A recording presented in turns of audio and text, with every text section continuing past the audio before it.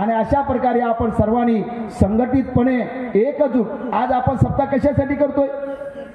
7 दिवस जे सप्ताह करतोय की आपलं जे गढूळ वातावरण झालं, जे दूषित झालेलं आहे आज कलियुगामध्ये, बाप जर मंदिरावर येत नसेल तर मुलगा येतो का?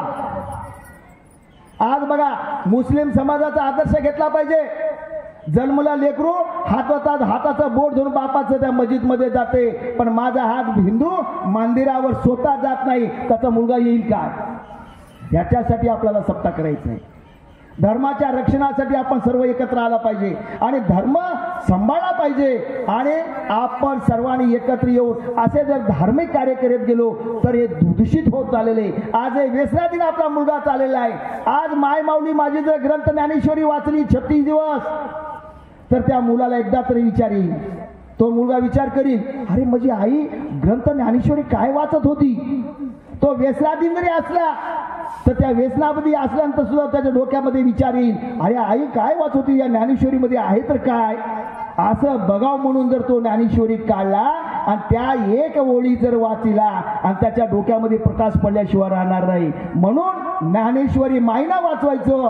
आणि आई माझ्या आईनं काय करायचं, देव आपण जर स्वयंपाक करतो, स्वयंपाक करताना पिक्चरचे गाणे म्हणायचे नाही. जर देवाचा अभंग, देवाचं गाणं गुणगुणत करत जर आपण केलो तो तो दान, आपलं जे अन्नदान होते ते सुद्धा सात्विक होते आणि त्याच्यामधून लेकरं सुद्धा चांगले घडतात. म्हणून त्याच्यासाठी सर्वांनी आपण नामस्मरण करीतच आपण करावं. आणि आपला हा म्हाडा कॉलनीमध्ये आपण फार पुण्यवान आहोत. वर्षाचा पहिला दिवस हे चैत्र महिना आपला आहे, नवीन वर्ष, तरी पण आपण आला सगळ्या संघ जावं लागणार आहे आपल्याला. जशी वाटोळ आली तशी उजळावं लागायला आहे. पहिलं काय होतं, वारं जर उलट आलं तर उजळत नव्हते. 8-8, 15-15 दिवस खेळ तसंच राहत होतं.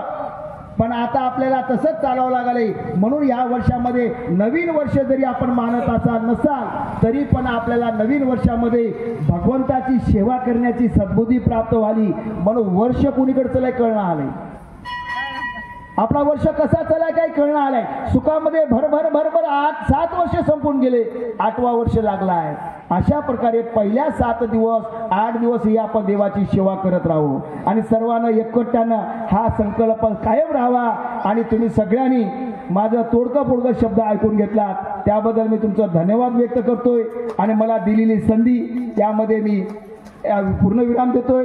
आणि आपण सगळ्यांनी अशाच प्रकारे हे करत राहावं आणि दान देत राहावं आणि सत्कर्म दान देत राहावं. आणि सत्कर्म दानामध्ये आपल्याला त्यामध्ये आपला पुण्याचा साठा जमा होतो. आणि त्यासाठी व्यसनातील लोकांना व्यसन सोडवण्यासाठी आपण प्रयत्न करायचा. मी माझं एवढं वय झालंय पण मी सुपारीचं खाण खात नाही. मला बऱ्याच मित्रमंडळीने प्रयत्न केलं, व्यसनाधीन काय म्हणे जगामध्ये जन्माला येऊन काय सार्थक आहे म्हणे, सगळंच करून बघा. मी म्हणलं तू वरून उडी मार, म्हणजे जमते का ते? तसं जमत नाही. आपल्याला सर्वांनी आपल्याला सत्कर्म भगवंताच्या कृपेनं आपण अशा प्रकारे धार्मिक कार्य करत राहावं. धार्मिक कार्य केल्यानंतर आपले मुलं सुद्धा धार्मिक होतील. अशा प्रकारे आपण या ठिकाणी 7 दिवस आनंद घेऊ. आणि मला मिळालेली संधी मी या ठिकाणी मी झालं तोडकं मोडकं जे काय चांगलं झालं असेल ते भगवंतानं दिलेली बुद्धी, आणि जे काय माझ्याकडून चुकलं असेल ते माझ्या वयाच्या आणि माझ्या अल्पमती बुद्धीमुळं माझं काही चुकलं असेल सगळे माफी मागतोय आणि सगळे क्षमा करावं. आणि अशा प्रकारे आता कार्यक्रम या प्रवचनाचा मी या ठिकाणी पूर्ण